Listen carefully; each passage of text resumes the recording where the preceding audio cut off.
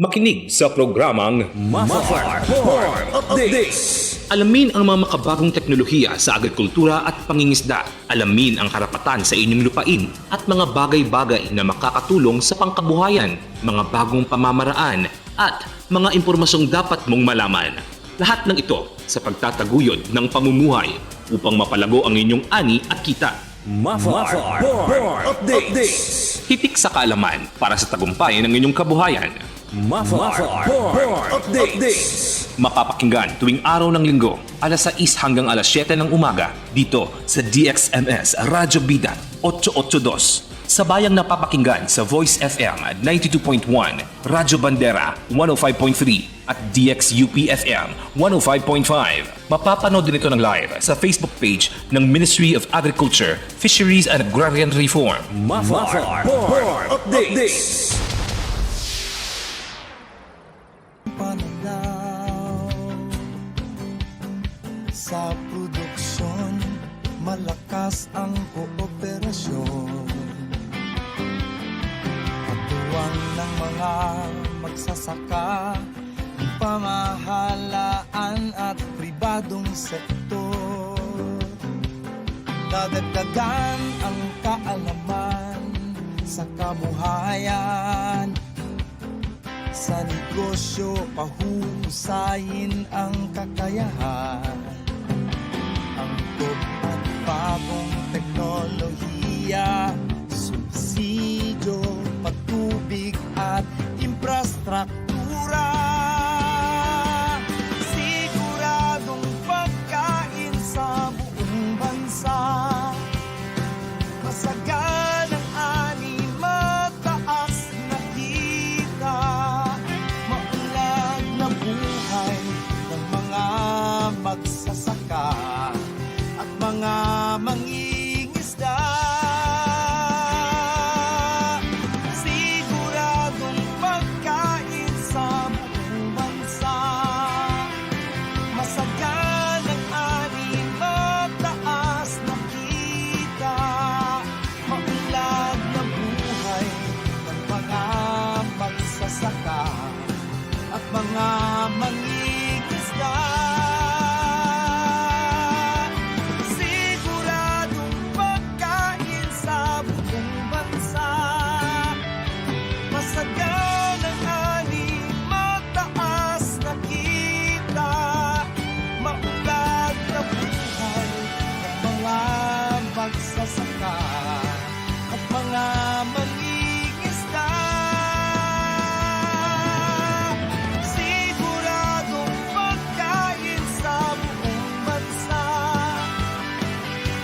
Siguradong pagkain sa buong bansa.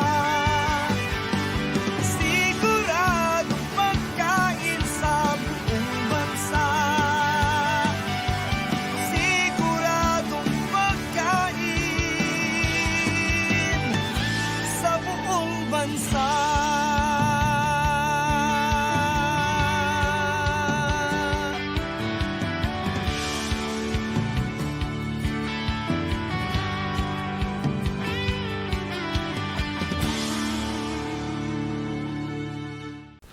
Bismillahirrahmanirrahim. Assalamualaikum warahmatullahi ta'ala wa barakatuhu.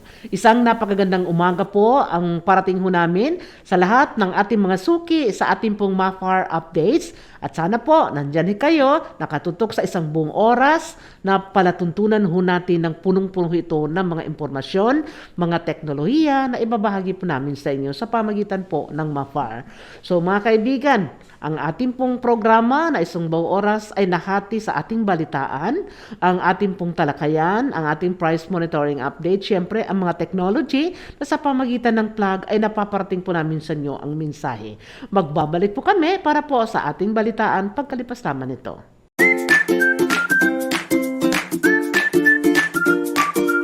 Ang Ministry of Agriculture, Fisheries and Agrarian Reform ay naglalayong ipaunlad ang mamamayan ng rehiyong Bangsamoro sa pamamagitan ng tatlong flagship program.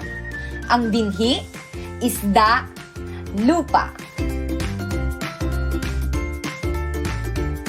Ang binhi o Basic Integration for Harmonized Intervention, ay isang programa na nakapokus sa pagbabawas ng kahirapan para sa mamamayan ng BARMM. Ito ay binubuo na estratehiya na maihatid ang intervention upang matiyak ang positibong epekto sa buhay ng mga magsasaka ng rehiyon. ISDA o Integrated Sustainable Development for Aquaculture Capture. Ang layunin ng programa ay upang makabigay ng pangkabuhayan para sa mangingisda, mapaasosasyon, kooperatiba o individual. Sa lupa naman tayo dadako, o land distribution and development for the upliftment of poor ARBs. Ito ay patungkol sa pamamahagi ng lupa sa mga kwalipikadong benepisyaryo sa ilalim ng Comprehensive Agrarian Reform Program o CARP. Kasabay nito, ang paghahandog sa mga ARB organizations ng iba't ibang support services gaya ng trainings, mga farm inputs, farm machineries at free legal assistance para proteksyonan ang kanilang karapatan sa oras na manganib. Para sa karagdagang impormasyon, makipag-ugnayan sa pinakamalapit na tanggapan ng MAFAR sa inyong lugar.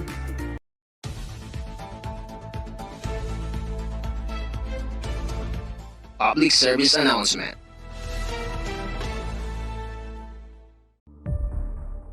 Paalala na hindi kailanman maniningil ng anumang fees o charges ang TAACPC staff para sa pagpoproseso ng loan applications. Tanging ang aming partner lending conduits ang maaaring maningil ng service charge na naayon sa aprobadong guidelines ng programa. Mag-ingat at siguruhing official LGU, DA at ACPC staff ang inyong kausap. Hinihikayat namin na i-report agad sakaling mayroong lumapit sa inyo upang maningil ng kahit anong fees o charges. Iwasan ng gancho. Iwas scam. Isang paalala mula sa Department of Agriculture, Agricultural Credit Policy Council. Para po sa ating mga balita, farmers validation at site selection para sa Bangsamoro Rice Technology Project isinagawa. Ito po ang ulat ni Ms. Naima Mamisel. Isinagawa ang Farmers Validation and Site Selections ng mga Technical Working Group o TWG ng Rice-Based Farming Technology Transfer Program for Bangsamoro o RFT-TPB sa municipality ng Dato Udin Sinsuat, Talayan, Gindulungan at Dato Hopper Ampatuan, Maguindanao. Sa isang exit conference ng TWG noong Lunes, October 11 sa MAFAR, Maguindanao, napagkasunduan ng mga kinatawan sa pangunguna ni Maguindanao Provincial Director Ronjamin Maulana, PhD, at ng Head of Capacity Development Program for Bangsamoro ng JICA na si Tochinori Katsumata na ang nasabing mga municipality ay mapapabilang sa second batch ng implementation ng RFT-TPB sa lalawigan ng Maguindanao. Kabilang sa mga pilot barangay ay ang Sibuto at Kinibaka ng DOS, Makasampun at Muti ng Gindulungan, Lipongo at Talibarog ng Dato Hopper Ampatuan, kung saan ang bawat barangay ay may 30 participants na siyang sasailalim sa pagsasanay ukol sa Upland Rice Technology Transfer. Samantala, ang RFT-TPB ay isang proyekto na pinondohan sa pamamagitan ng CDPB JICA sa pagkikipagtulungan ng MAFAR PhilRice at ang mga local government unit kung saan ang first batch nito ay may 180 farmers beneficiaries mula sa Buldon, Barira at Matanog. At isa sa bahagi ng RFT-TPB, ang ongoing na 3 buwang kurso sa School on the Air or SOA on Upland Rice Technology Transfer for Bangsamoro na mapapakinggan sa Brigada FM mula alas 7:30 hanggat alas 8 ng umaga tuwing linggo, kung saan may 550 enrollees mula sa bayan ng Maguindanao na magtatapos sa October 31, 2021. Maparaming ani at kita, serbisyong Bangsamoro, Naima Mamisel, nag-uulat. Pagsasanay hinggil sa Coastal Resource Management, pinapaigting. Narito po ang ulat ni Ma'am Connie Canlas. Pagsasagawa ng pagsasanay sa Coastal Resource Management, Barangay Pulyok, Parang Maguindanao. Kamakailan, ang Ministry of Agriculture, Fisheries and Agrarian Reform Fisheries Resource Management Division ay nagsagawa ng isang araw na pagsasanay o orientasyon sa Coastal Resource Management.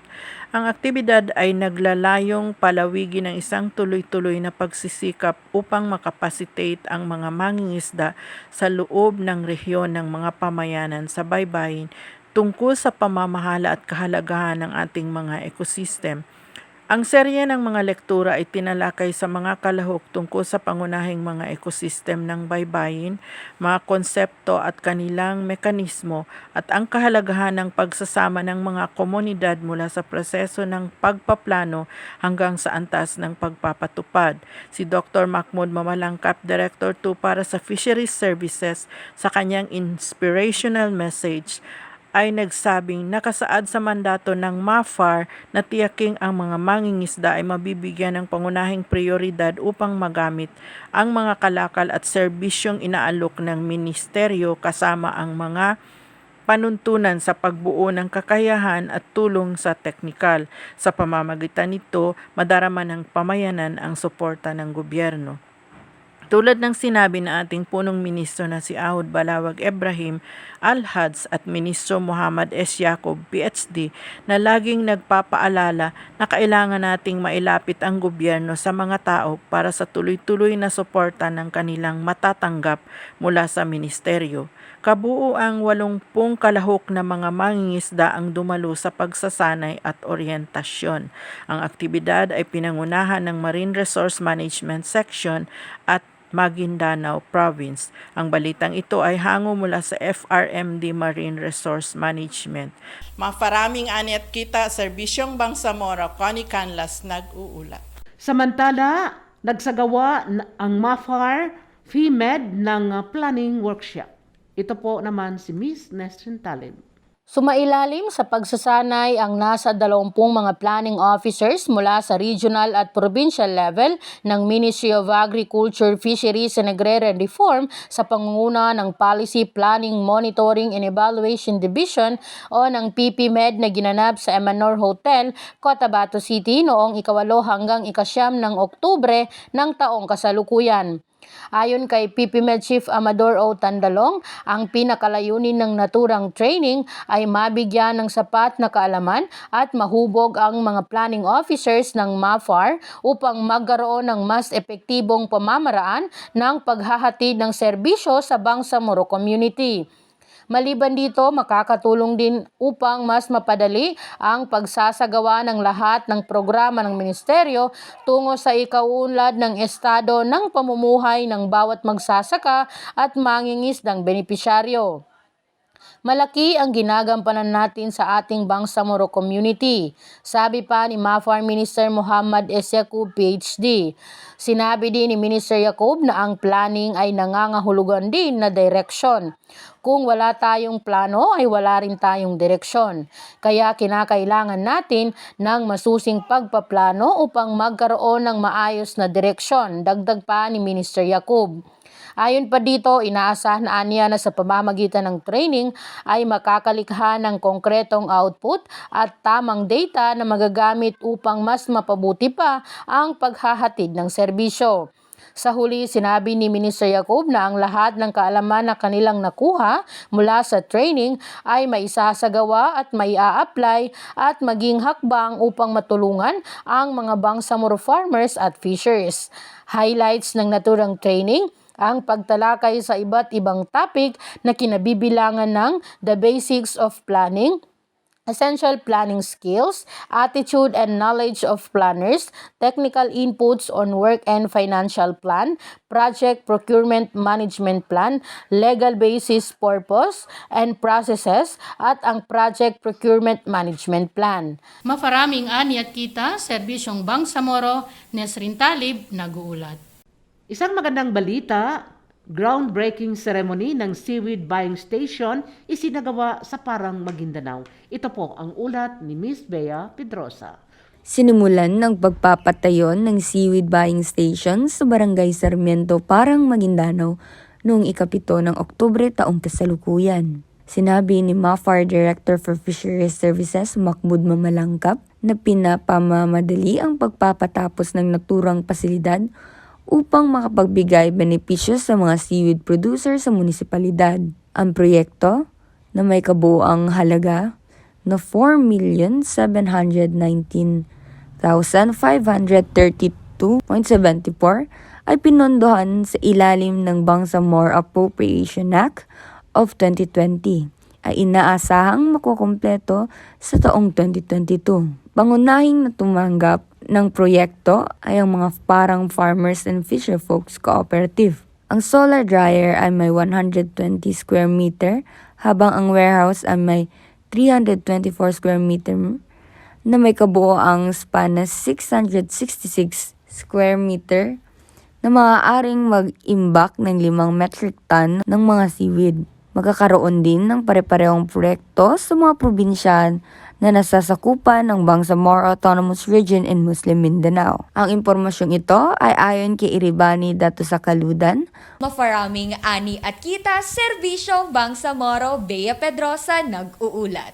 Magbabalik po kami para po sa ating provincial news pagkalipas lamang nito. Buffer Trivia. Alam niyo ba, ang palay check ay isang gabay na pagpapahalaga o sistema ng pamamahala ng palay.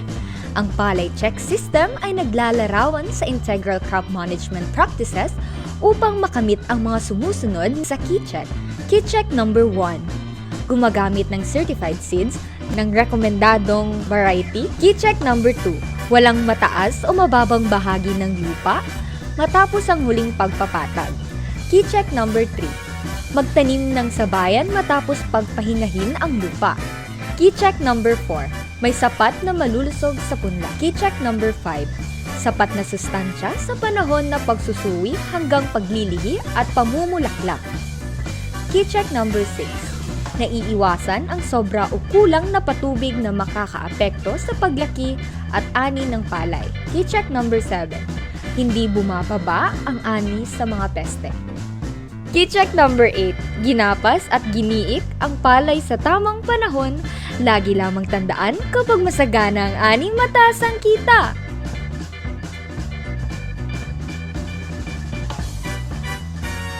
Mga balita naman ho natin galing sa probinsya. Unahin ho natin ang Maguindanao. Nagsagawa ng pagsasanay ukol sa vegetable production at mga nutritional values nito. Ito po naman ang ulat ng kanilang designated IO, walang iba kundi si Miss Samraida Undong. 180 packs ng assorted vegetable at pagsasanay ukol sa vegetable production at nutritional value nito isinagawa ng MAFAR Maguindanao. Ang Ministry of Agriculture, Fisheries and Agrarian Reform, Maguindanao, sa pangunguna ng agriculture sector at aktibong pasilitasyon ni High Value Crops Focal Person Engineer Saidamin K. Borrero, ay namahagi ng 180 packs assorted vegetables at nagsagawa ng pagsasanay ukol sa vegetable production at nutritional value nito. Ang pagsasanay ay nilahukan ng 45 partisipante galing sa munisipyo ng Pandag, Paglat, Buluan, Dato Paglas at GSKP. Ang naturang pagsasanay ay ginanap sa Barangay Kayaga, Pandag, Maguindanao ngayong ika-13 ng Oktubre taong kasalukuyan sa pangunguna ni Provincial Director Ronjamin M. Maulana at Chief of Agriculture Saudi D. Mangindra. Layunin ng pagsasanay na mabigyan ng mga partisipante ng kaalaman at gabay sa pagtatanim ng mga gulay mula sa tamang pagpili ng magandang binhi at tamang pag-aalaga nito. Sa pagsisimula ng pagsasanay ay nagbigay ng kauklang mensahe si Abdul Hamid A. Mangilen, punong barangay na naturang lugar. Kanyang sinabi na ang pagsasanay na ito ay malaking tulong ng MAFAR Maguindanao upang matuto ang mga magsasakang Bangsamoro sa tamang pamamaraan ng paggugulay. Dagdag pa niya, ito ay malaking biyaya na ipinagkaloob ng ministeryo na maaaring makatulong sa ating mga Bangsamoro. Samantala, nagsilbing resource speaker si Ramil M. Timpulok, Senior Agriculturist ng MAFAR Regional Office. Kanyang tinalakay ang mga paksa patungkol sa planting calendar o tamang panahon ng pagtatanim ng mga gulay sa tamang paraan, tamang pagtransplant nito, paggawa ng bahay or trellising, paggamit ng organikong abono, paggamit sa organikong pestisidyo at mga pamamaraan kung paano pangalagaan ng mga seedlings. Nagkaroon naman ng evaluation pagkatapos ng presentasyon ng mga paksa sa pamamagitan ng pagtatanong sa mga partisipante base din sa mga naituro sa kanila. Ito ay upang masukat ang kanilang nalaman at natutunan sa naturang pagsasanay. Samantala, nagbigay ng kanya-kanyang mensahe ang mga selektadong partisipante mula sa iba't ibang munisipyo. Kanilang sinabi na napakahalaga ng naturang pagsasanay dahil ito ay nagbigay ng tamang kaalaman ukol sa pagtatanim ng gulay. Masaya namang tumanggap ang lahat ng kalahok sa pagsasanay ng sertipikado at assorted vegetable seeds gaya ng okra, kalabasa, talong at sitaw. Tumatayang nasa 180 ang naibigay na assorted vegetables. Samantala, ipinahayag naman ni Chief of Agriculture, Saudi D. Mangindra ang kanyang pagkatuwa dahil lahat ng mga nakilahok sa pagsasanay ay pawang mga kababaihan. Aniya, ang naturang mga paksa na tinalakay ay malaking tulong sa kanilang hanap buhay. Dagdag pa niya, kung ano man ang natutunan ng bawat isa ay gawin ito ng mabuti para magkaroon ito ng halaga at hindi masayang ang pagsisikap ng MAFAR na maipaabot ang serbisyo para sa kanila. Maparaming ani at kita, Serbisyong Bangsamoro mula sa probinsya ng Maguindanao, Samrayda e Undong nag-uulat. Mga kaibigan, yun po ang kabuuan ng ating pong balitaan at magbabalik po tayo para po sa ating talakayan pagkalipas lamang nito. Assalamualaikum ka mga familia. Ako po si Harisa, ang inyong lingkod mula sa Agrarian Reform. Nagbabalik upang ibahagi ang isang katanungan mula sa isa nating kababayan. Narito ang kanyang tanong via text. Salambay, ako po si Noraida. Anong dokumento ang magpapakita na ang ARV ay may-ari na ng iginawad na lupa? Syukran. Syukran po sa inyong katanungan at bilang tugon, ang mga dokumentong magpapakita na ang ARB o Agrarian Reform Beneficiary ay may-ari ng iginawad na lupa ay ang mga sumusunod. Ang Certificate of Land Ownership Award o CLOA, ang pruweba kung ang lupain ay sumailalim sa Republic Act No. 6657 o ang Comprehensive Agrarian Reform Program Law. At ang dokumentong Emancipation Patent o EP naman, kung ang lupain ay sumailalim sa Presidential Decree No. 27 o decreeing the emancipation of the tenant from the bondage of the soil, transferring to them the ownership of the land they till and providing the instruments and mechanism therefore. Kung ang dokumento ay iginawad ng Department of Environment and Natural Resources o DENR, ang tawag dito ay free patent. Para sa karagdagang impormasyon, maaari kayong tumawag sa mga numerong 0905-937-0728. Maaari din kayong pumunta sa pinakamalapit na opisina ng MAFAR BARM sa inyong lugar. Ang PRDP o Philippine Rural Development Project ay naglalayong maitatag at magkaroon ng moderno, value chain-oriented at climate-resilient agri-fishery sector sa bansa. Ito ay may 4 na components: I-plan o investment in planning, I-build o intensified building up of infrastructure and logistics for development, I-REAP o investments in rural enterprises and agriculture and fisheries productivity, at I-support o implementation support.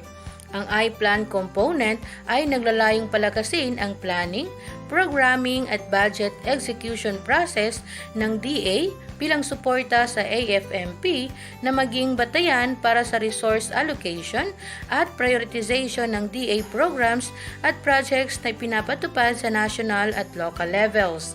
Ang I-Build component ay naglalayong mailagay ang strategic at climate-resilient rural infrastructures upang mayugnay ang produkto sa merkado kaakibat ang value chain.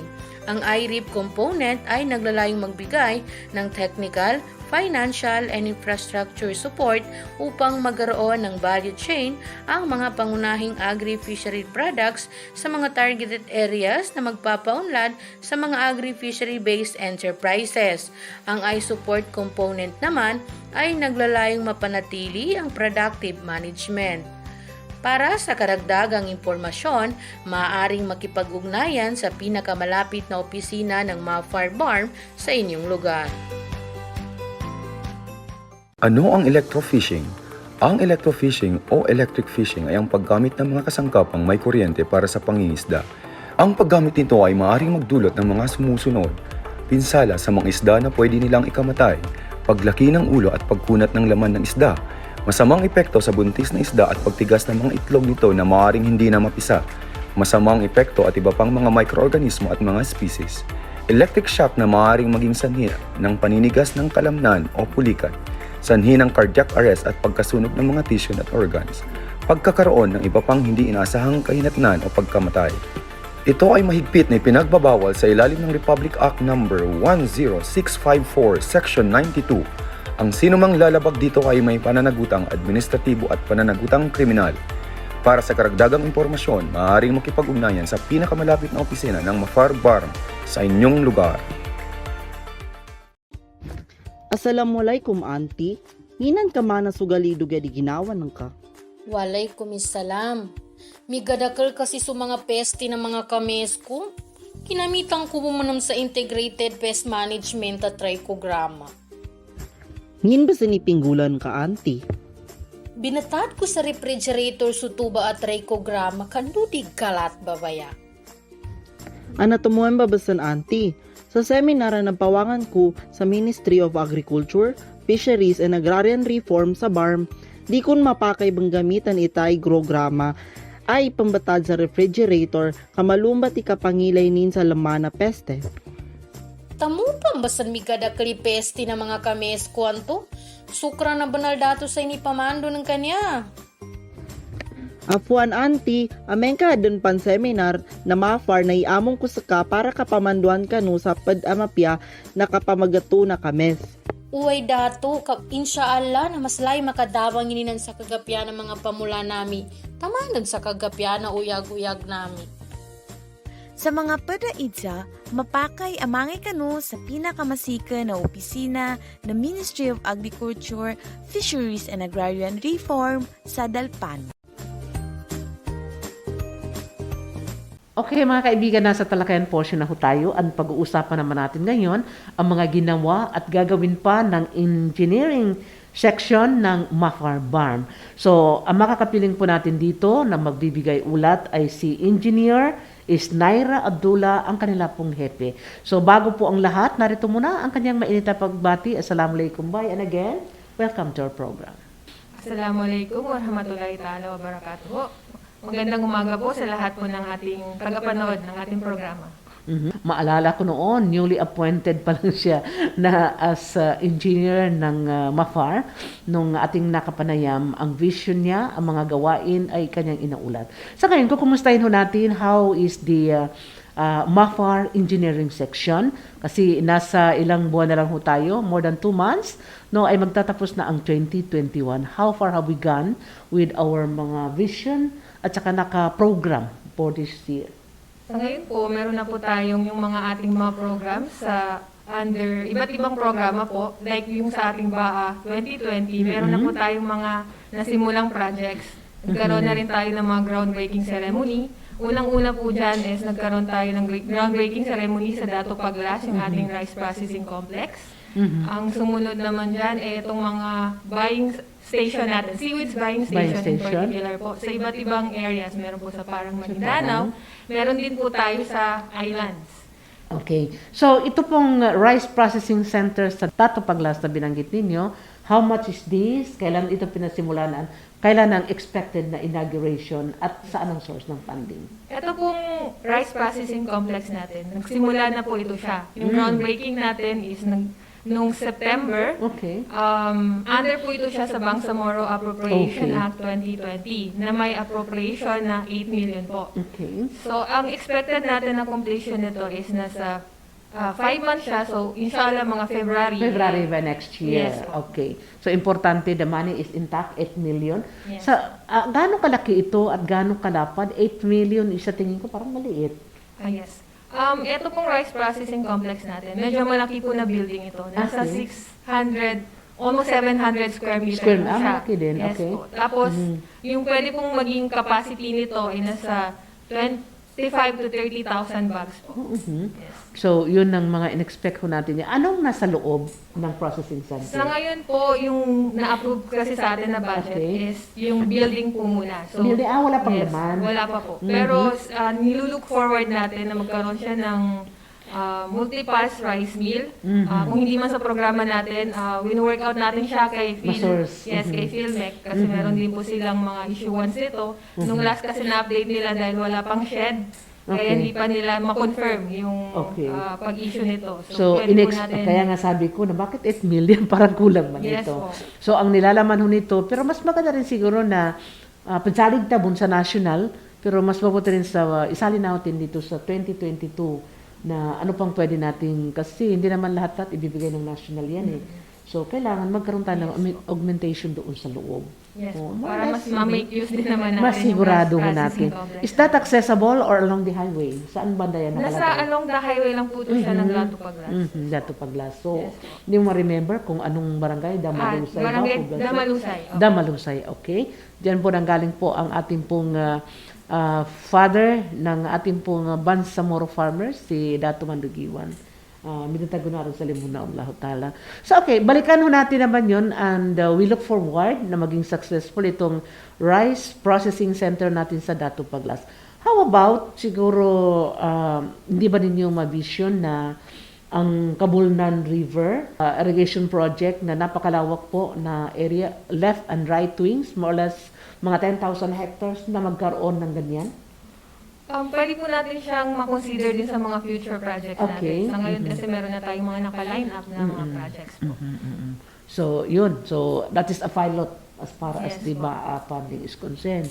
So, darako tayo dun sa sabi mo na maraming sewage processing, buying station. Yes po.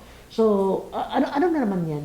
Itong seaweed buying station, meron po tayong 6 na building dun sa ating provinces. Meron sa 2 po sa Tawi-Tawi, 2 din sa Sulu, isa sa Basilan, saka meron po tayo dito sa Parang Maguindanao. So, bali 6. Yes po. So, bawat buying station, magkano ang pondo natin yan? Baa pa rin yan? Yes po, Baa 2020. Nasa 5 million po yung 5 million yan. natin. So, anong makikita ho natin dyan sa buying station na yan? Mayroon talaga siyang building? Yes po. Itong buying station natin, meron siyang warehouse na nasa 200 square meter po yung dimension niya.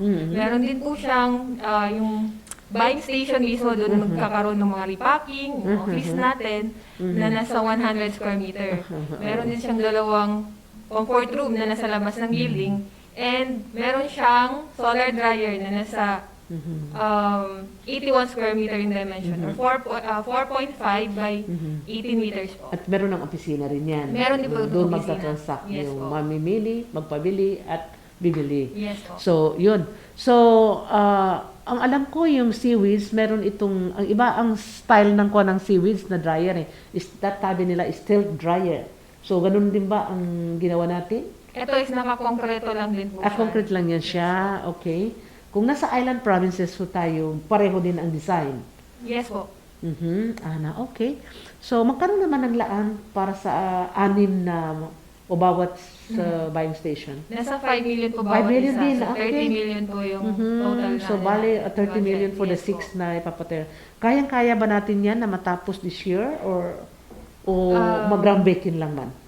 Kasi yung nakaschedule na yung mga groundbreaking niya, so yung karamihan ngayong October po. So 5 months po kasi yung completion niya. So mga February, mga March po yung ating expected na completion. Okay. So yun. So doon sa mga ibang projects niyo sa rice, sa corn, meron na ba tayong na-turnover? Both dito sa BAA at saka yung mga national funded na augmentation project? So far po kasi lahat po nung 2020 hanggang 2021 natin, ongoing pa po. Ang na-complete pa lang po natin is yung under 2019 na mga puro solar dryer pa lang po. Yes po. MPDP. Yes po. Ang tawag dyan. So a total of how many MPDP? Kasi na-issue na yan na merong mga na nasa kalsada na mga ilan ba ang natapos na natin? Nasa 5 units po yun. Yung isa, may final inspection na tayo. May isa naman na may mga konting kailangan lang ayusin. Then yung tatlo is pwede na po siya ma-turnover din po. Okay. So, sikapin natin na ma-turnover Yes, yung po. 5 for this year. Because ang bawat isang solar dry MPDP, magkano ba ang na-budget ng MAFAR? Yung 2019 natin is nasa 408 to 420,000. 480,000. Oo, at least. Kasi dati yan, from 60 to 120, nagiging 240. Parang mga Yes. ganun. And for this, no, ay naging 480 na. So, dryer lang talaga yun siya. Yes, ma'am. Opo. And gaano kalawak yun? Nasa 14 meters to 30 by 35 meters. din po yung Malaki dimension din. nito. Mga 30. Pero more or less, mga, labi magatos ko sa akuminan. Yes, Kaya opo, niya. ganun. Parang mga ganun Opo. yan siya. Oo, more or less, mga 100 to 120. Yes, Okay, kahit pa paano meron. Okay, so sa next year, nagkakaroon pa ba kayo ng dagdag na program para sa MPDC? Yes po.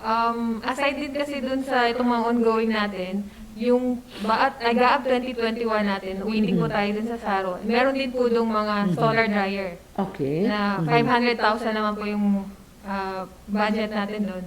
So, hinihintay lang natin, 5 areas din po yun. So, anytime soon, pwede na rin natin makonstruct. Pero ano siya sa 2021. Okay. For 2022, meron din po tayong mga naging proposal dyan. Medyo madami-dami rin po siya na mga solar dryer. So we started with 5 and every year kung may 5 hanggang maging 10, maging 20, magdami din yan. Yes po. But the quality should be konti lang din pero 120 kahit pa paano kahit na isang linggo kasi medyo makapal-kapal yan. Yes. O ay kahit pa paano ay nakakatulong ang MAFAR. So all of the recipients are cooperative. Yes. Okay. Okay. Then yan maliwanag ko yan. So aside from seaweeds, RCPC, ito po yung solar dry. Ano pa yung pinagkakaabalahan ng engineering group? Meron din tayong inaabangan na ice plant po sa Marawi City. Ito kasi ongoing na yung bidding natin. So, ito medyo malaki-laki din ang budget nito, nasa 30 million. Okay. Opo. Then, aside din sa mga ice plant, meron din tayong mga improvement ng ating mismo mga facilities. Gaya dito sa MAFAR, yung ating pong MAFAR Regional Warehouse, ayusin natin sila, i-cover natin. Tapos meron din tayong mga improvement naman ng mga facility natin sa Barnyard, tsaka sa Ross Upi. Ayun po. So, yun sa mga ibang stations, facilities, meron din ba silang ganun? Halimbawa sa Sulu, sa Tawi-Tawi, sa Basilan, at sa Lanao del Sur? Sa ngayon, wala pa po tayong naalat. Pero soon, pwede rin tayo magkaroon. Oo, if possible. So, okay. So, ang mga iba pa na gusto niyong gawin for the remaining almost 3 months, ano yung gusto niyong mangyari pa? Aside din pala sa mga nabanggit namin, meron pa tayong mga training centers. Slaughter house, meron pa tayong ibang mga infra, multipurpose building. So madami-dami din. Kasi yung nasa infrastructure na list namin for between 2019 to 2021, nasa mga almost 60 plus siya na infrastructure. Malaki, okay. So, aside din kasi dito sa mga infra na to, gusto din namin makapacitate naman yung office namin kaya marami rin kayong ongoing trainings naman para sa capacity building naman ng mga staff natin. Importante yung human development, Yes, capacity po. building kasi yung noon pinag-aralan ninyo, iba na yung nasa implementation. Kahit sa implementation maraming na bago. Yes, Okay, so there's a need for capacity building. Okay, importante din po na malaman ho natin ang mga lumalabas kayo, how is the acceptance ng ating mga itong mga naka-avail ng ating programa. Meron ba kayong problema? How do you solve it? At anong ginawa ninyo? So far naman po, accommodating naman itong ating mga beneficiary. So tinatanggap naman nila talaga sa tayo ng mainit na pagtanggap kada visit natin ng area nila. Minsan lang din natin naiiwasan na halimbawa yung ibang ongoing project namin na dahil hindi naman natin pwedeng bigyan lahat kasi pa isa-isa tayo. May mga hindi lang maiwasan na nagpa-follow up din na sana magkaroon din po sila. Oo, siyempre. Ayun po. Okay. So, sabi kasi naman namin, ang priority natin ng mga projects is yung nakikita talaga natin na alam natin may mga economic activities. So, alam natin na magiging feasible doon yung mga project natin. So, yung mga validation natin, talagang tinitignan natin na mag-work out yung projects natin. Okay, ang importante tulong-tulong and yung sustainability ng project at saka yung sabi mo na acceptance and then sustainability ng ating pong project. Kasi kung nandun na sa kanila, no, naka-turn over na sa kanila na they should be managed properly, no, at yung kung meron pa silang gusto gawin. Ang ating LGU nga pala, do they have any counterpart for the said project? Have you encountered it? So far, yung sa ating pong project dito sa Dato Paglas, very active naman po si Mayor dun sa pag-accept na nila sa atin dun. So, ina-accommodate lang din naman nila tayo kasi kasama din namin sila sa pag-monitor. Okay. Opo. Kasi minsan yung safety din ng mga contractor natin, kailangan natin coordinated din dun sa mga LGU ng mga projects natin. So, Dato Paglas ba is within the area ang winning bidder? Yung contractor niya, winning bidder. Yung contractor natin is, alam ko, Cotabato City yata okay, yung office ang base nila. Pero alam ko ang ginagawa ng ating mga contractor, yung mga deployment nila ng manpower, kumukuha din sila ng mga local na mga. Local na naman. Kaya nagkakaroon din ng job opportunity doon sa kanila. So, nice. At lalo na doon sa island provinces, how do you find? Pupunta ba talaga o taga doon din sa kanila ang winning bidder? Usually, nandun din sa area nila yung mga bidder. Uy, kaya mahirap ba yan yung magpunta doon at maghakot ng magagamitan? So far, so good yung mga ginagawa ho natin ngayon. Wala naman ho tayong masasabi na may mga critics na nangyayari dahil sabi mo, well-coordinated at tulong-tulong.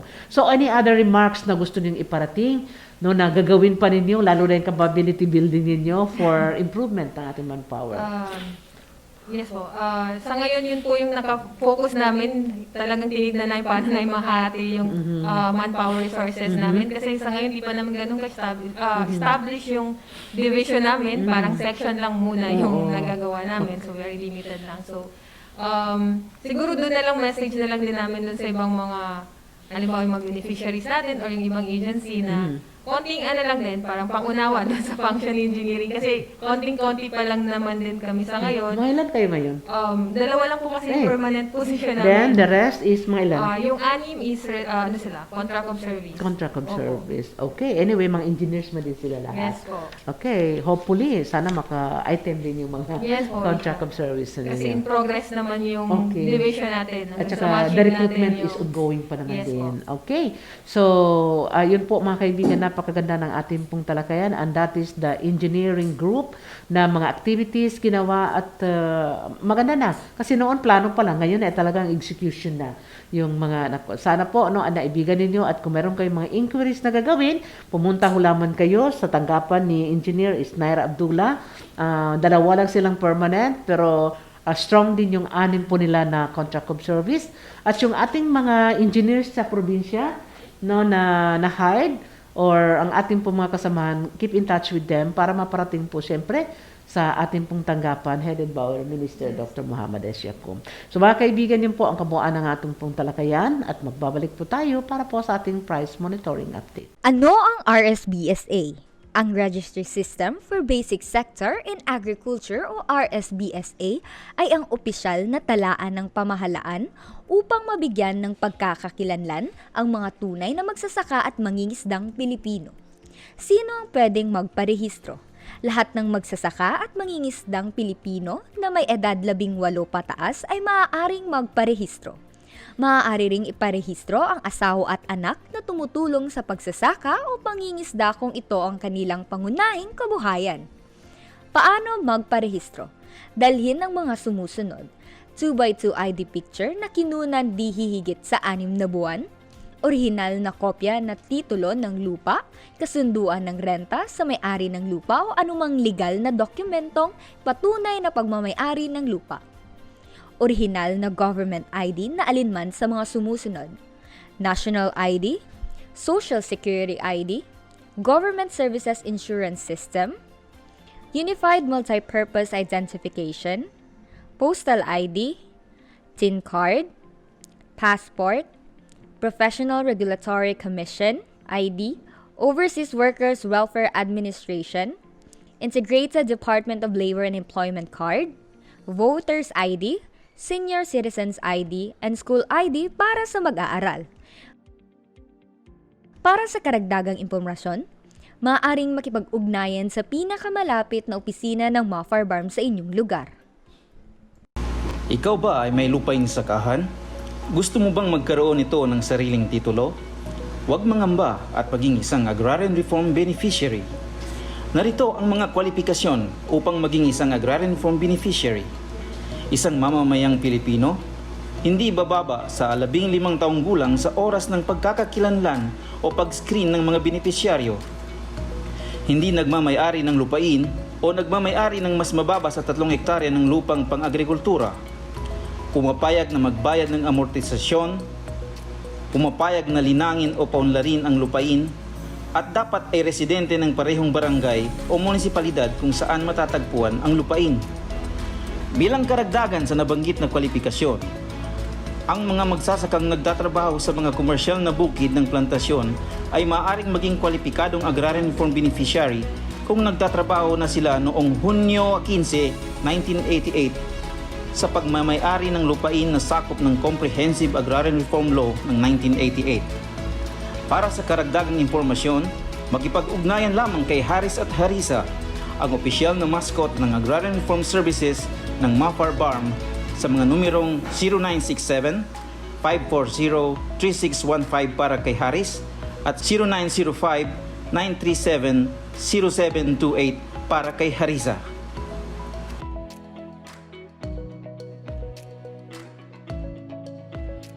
Hala, anong meron dito? Bakit may mga pulis dito? Hinihuli daw kasi yung mga mangingisdang iligal na nangingisda dito sa atin. Paano naging iligal ang pangingisda nila?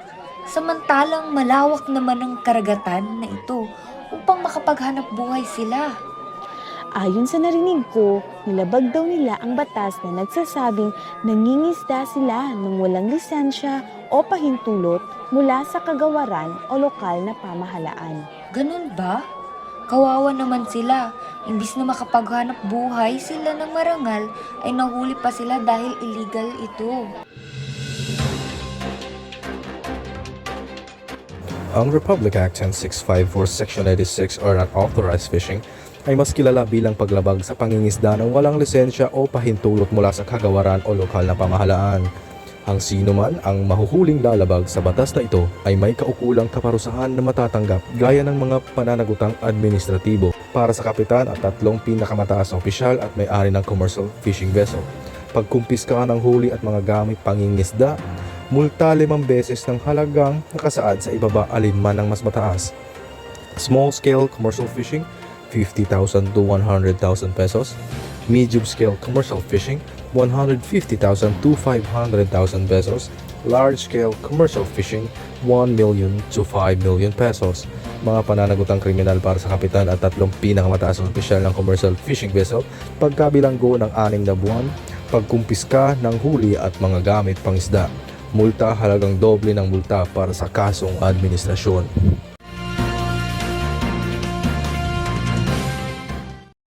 Man on the streets.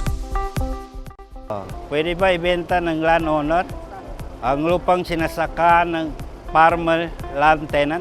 General rule, hindi siya pwede ibenta ng landowner ang lupa sa ibang tao unless na lang is i-offer mo na ang lupa sa tenant in writing. Tapos ang tenant naman is merong 180 days mag-decide kung bibilihin niya ba o ang lupa o hindi.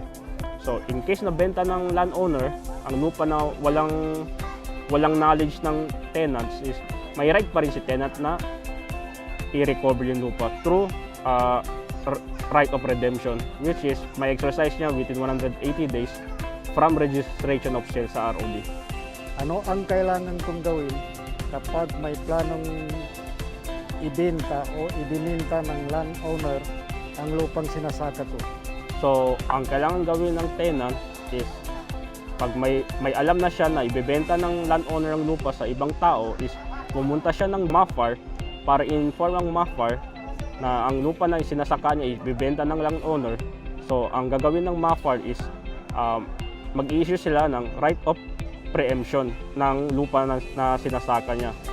So magkaka-exercise din ng right ang tenant na bibilhin ng lupa. So dapat bago mabenta ng landowner ang lupa is dapat i-offer niya muna sa tenant yung lupa. Sa kanya pwede ibenta sa iba. Kung hindi sila magkasundo, saka siya mabebenta ng landowner sa ibang tao yung lupa. Pag in-offer ni landowner ang lupa kay tenant, tapos si tenant naman is hindi niya kaya bayaran yung offer na presyo ni landowner, so ang gagawin ng MAFAR dyan is magkakandak sila ng mediation para pag-usapan kung ano ang kailangan pag-usapan gaya ng presyo at saka yung mga terms of payment. Now, in the event na di kaya ng mediation ng kwan is magsacertify ang barangay chairman na ang mediation is not possible, so ipo-forward po ng MMO natin ang certification na yun sa province, and ang province naman po is i-evaluate siya. Pag hindi naman kaya ng province i-resolve yung issue, iakyat namin sa region. Now, ang region po is magde-decide if magpa-file sila ng kaso sa DARAB or i-mediate nila.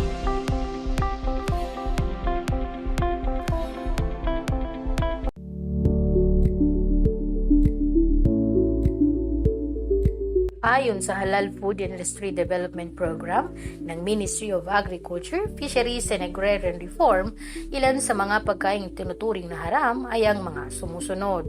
Una, karne mula sa baboy tulad ng ham, hamon, bacon at iba pang kahalintulad nito. Pangalawa, mga produktong batay sa baboy at mga byproducts tulad ng sausage at gelatin. Pangatlo, mga hayop na hindi wasto ang pagkatay o patay na bago kinatay. Pang-apat, alkohol at iba pang klaseng inumin na may alkohol. Para sa karagdagang impormasyon, maaaring makipag-ugnayan sa pinakamalapit na opisina ng MAFAR BARM sa inyong lugar.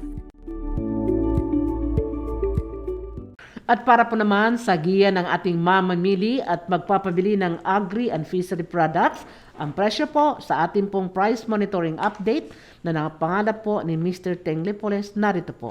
Sa presyo ng ating palay at saka mais, sa ngayon ay ang palay na fresh ay nagre-range ng 12.30 to 14 pesos ang bawat kilo. Ang presyo naman ng ating mais ay 17 pesos habang ang yellow corn ay 14 pesos. Ang bigas naman natin ngayon, ang mga imported itong halimbawa yung Asmin, yung mga best rice na yan ay 41 to 42 pesos ang per kilo. Ang sinanduming ay 36 pesos ang per kilo, ang 7-tanner 35 pesos, masipag 34 at ang M1 ay 33 pesos ang per kilo.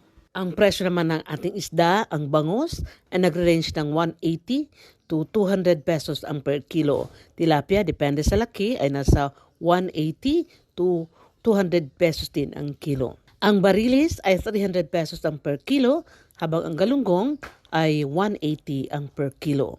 Ang barilis naman ay 180, habang ang tayang ay 180 rin, at ang pusit, ang hito ay 200 at ang dalag ay nasa 200 to 250 ang per kilo. Sa dried fish naman tayo, ang dilis ay 1,450 ang per kilo. Ang katambak ay 360, ang tuyo ay 200 pesos ang per kilo. Presyo ng ating itlog na manok, ang XL ay 210 ang per kilo, per tray, large ay 200, ang medium ay 190, ang small ay 180 ang per tray. Sa livestock and poultry naman na product, laman ng baka ay 320, ang ribs ay 220, ang tapa, uwang paa nito ay 320, ang chicken ay 160, at ang native na chicken ay di mo bababa ito ng 270 ang per kilo. Ako naman tayo sa ating mga lamas at mga gulay, kamatis natin ay 45 pesos ang per kilo, repolyo 45, ang talong ay 40, ang sibuyas 150, ang luya 150, pati na rin po ang bawang. Sa ampalaya natin ay 90 pesos ang per kilo, ang pipino ay 40, ang okra at ang pichay ay 10 pesos ang per bundle, ang Chinese pichay ay 40 at ang carrots ay 90. Sa prutas ho natin ngayon, ang mangga ay medyo bumaba. Meron ho tayong 80 pesos yung Philippine mango, habang itong mga native ay nasa 20 pesos ang bawat tumpok. Ang watermelon ho natin ay 40 pesos, bayabas 50, avocado ay 50. Ang pinya po natin ay 40, ang papaya ay 25, ang saging na lakatan ay 50 pesos, ang durian na puyat, no, at ang iba pa ay nasa 100 pesos ang per kilo. Yun po ang kabuuan ng ating pong price monitoring update. Pong mga presyo ay hango po yan sa latest na nakuha po ng ating mga kasamahan. At para po, bago tayo maghiwa-hiwalay, syempre, babatiin ho natin ng Ed Milad, ang ating pong kaibigan, ang ating co-host sa ating pong School on the Air on Upland Rice Production o Technology Transfer. Walang iba kundi si Datonas Dilanggalin. Special day ho niya ngayon. At sa lahat pa ng ating mga kasamahan o ang ating pong mga kagrupo o ang ating pong mag-aaral na nagdiwang ng kanilang mga special day, binabati ho namin kayo ng congratulations. So sana po naibigan po ninyo ang ating pong episode at kinapulutan po ng aral. Huwag niyong kakalimutan na ito po ay gawin ho natin na makatotohanan, productive, ibig sabihin isagawa ho natin ito. So sa ngalan syempre ng ating pong sponsors, ang ating pong mga kasama nga newscasters, si Bea, si Naima, si Connie, and of course ang ating pong si Nishan Talib, at si itong ating mga provincial reporters, si Warha, si Mubarak, and of course si Manny at si Samraida, no? At siyempre ang ating pong guest doon po sa ating pong talakayan, si Engineer Isnaira Abdullah. Thank you very much for the effort. At siyempre, and overall ang ating pong ICTS with Engineer Musripa Mago, and of course si Ma'am Imay over here, ang ating pong editor, at ang ating pong kasama dyan sa technical side. Maraming salamat po. At ito mga kaibigan, ang inyo pong lingkod, Hadja Jigsakman Abdullah saying, thank you very much. Wassalamualaikum. Isang magandang araw po ng Sunday. Lockdown po dito sa Luzon. Mag-ingat sa mga darating na mga sakit, kaya face mask, face shield, social distancing. Wassalamualaikum. Ang programang ito ay hatid sa inyo ng Ministry of Agriculture, Fisheries and Agrarian Reform.